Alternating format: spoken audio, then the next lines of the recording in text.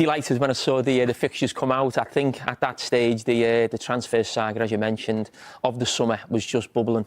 Now it's in overdrive, and yes, we can't get away from it. You know, we like to do the analysis of the weekend, but I mean this story just hits you straight in the face. So yeah, we've got to go straight to Isaac as soon as the show starts, I think. Yeah, absolutely. I've seen on social media this being billed as a grudge match.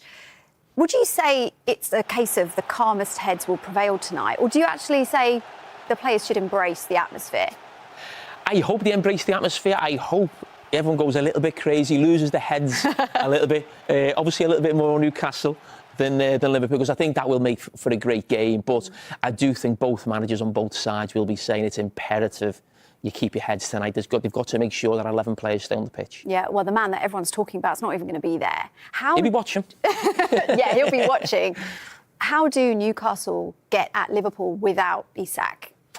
Well, I think just what we saw last weekend from both teams, I think gives us a little snapshot of what this game will be tonight, where I think Liverpool have looked a little bit too open, I think, in the first Premier League game, but also the Community Shield, also friendlies this season.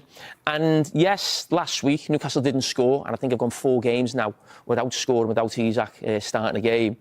But they looked really dangerous on the counter-attack. You think of Anthony Gordon getting Konza sent off as well, second half. Alanga had a great chance as well in the first half against Aston Villa. So I think that'll be the sort of the tactical, side of the game. And that's certainly how Newcastle can hurt Liverpool. It's a tough week for Liverpool because they've obviously got that Super Sunday looming against Arsenal. Do you think a win tonight for Liverpool would set that game up nicely on Sunday?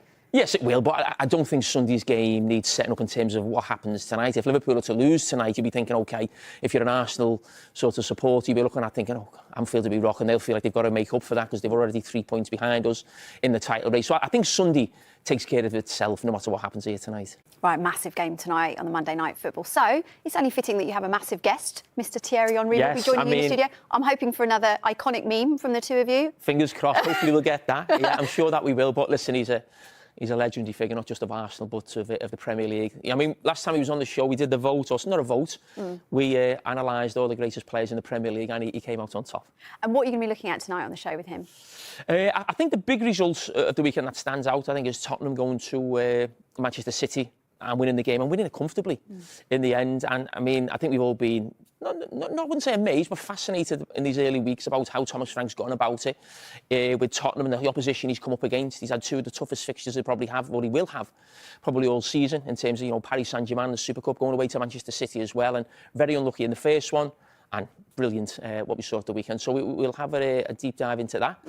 I think we look at Liverpool as well. We didn't analyse Liverpool last Monday because the game was on the Friday night. There's been obviously a lot of games over that weekend, and Liverpool were playing here tonight. So some of the issues that I spoke to the Liverpool manager about after the game in terms of Liverpool's, how they set up to stop counter-attacks, we'll have a little look at that. So from the game against Bournemouth, we look at Everton as well in their new stadium. A centre-forward who came in as well, Tierno Barry, who Thierry knows a lot better than me as well, so he'll be really good on that. And, I think Burnley got their first win as well, so we'll be looking at them. Yeah, so plenty of analysis to get our teeth into. No doubt you'll be talking Arsenal as well with Thierry. Yes, that will be, I think, more at the end, maybe 10:30ish. So Arsenal fans, don't switch off. Just teeing it up now. Listen, there was so much talk about Max Dowman's Premier League debut. Really impressive. He's been described as a special talent. He was exciting to watch, wasn't he? Yeah, he was. It was brilliant. And I think when you've got a player who's that good, we think of some of the greatest players we've seen. They always get that debut really early if they're really, really special. I mean, the youngest I can remember at Liverpool was Michael Owen.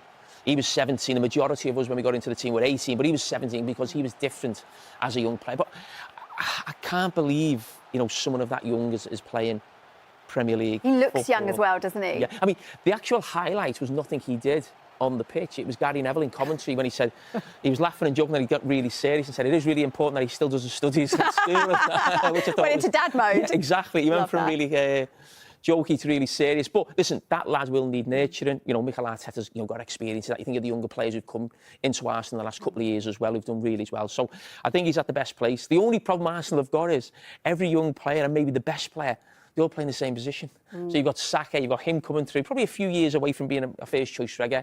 Nwaneri as well is a similar sort of position. Odegaard's in that role as well. So that's probably the only downside. But listen, it's fantastic for him and fantastic for the future of Arsenal. Yeah, for sure. Plenty of positives then for Arsenal. You mentioned Odegaard and Saka, a couple of injuries from the weekend. In particular, Saka's one we're hearing that may not be as bad as we first thought. But in terms of Saka's fitness, how key is that to Arsenal's challenging for the title? It's massive. He's the best player, or certainly the best attacking player. And without him, that was a huge problem for them last season. And that's one of the reasons why I think they signed Madueke for 50 million. You're almost spending 50 million on a reserve, really. I know he played at the weekend on the left, but he's more suited to the right, Madueke. That's his position. That's where you'll see him at his best in an Arsenal shirt. But ideally, you don't want to see him in his best position, at his best, really, because you want that guy playing. So I think, obviously, it's not as bad as first fear. And no one likes to see any player get injured. It's certainly not one of the best players in the Premier League, which is what he is. But, as I said, they've got decent backup. We talked a little bit about young players. 18-year-old Esteval really impressed on the Friday night football for Chelsea. But just looking at West Ham, does that look like a real concern for you, the West Ham and Graham Potter as well? Yeah, I think for most people looking at it, I think it felt like a concern before the ball was kicked this season. Didn't have a great end to last season. Haven't done much business in the summer transfer window. We know there's still a week, but I do think they will have to get to work over this next week and improve that squad, because they were one who I sort of mentioned last week when me and Gary were doing our predictions, that I felt this was a team that wouldn't be relegated, but will be in that area of huge concern right throughout the season. You mentioned Spurs. They obviously missed out on Eze, which was a big talking point, but then pretty great result for them against City. Just looking at the City aspect of it, weren't helped, were they, by their defence? No, and you look at it and you look at the goalkeeper. You have to feel for him. He's been there as a young player. He's gone away to Burnley. He was fantastic last season. So many clean sheets. I think I remember saving 2 penalties in the one game late on in the season as well. He's almost got his dream move probably back to his club. And it's just one of those games. And we've all been there, especially as young players. And young goalkeepers and central defenders, it can be really tough on them. I've been there myself, where you have a really poor game, you cost the team a result. It's not the same for a striker or a midfield player. You can take them off in the game. They might miss a chance, but someone else can do something. But when you cost the team like that with such a big mistake, and all eyes are on you as a goalkeeper, I really felt for him. I just hope, for his sake, they get another chance.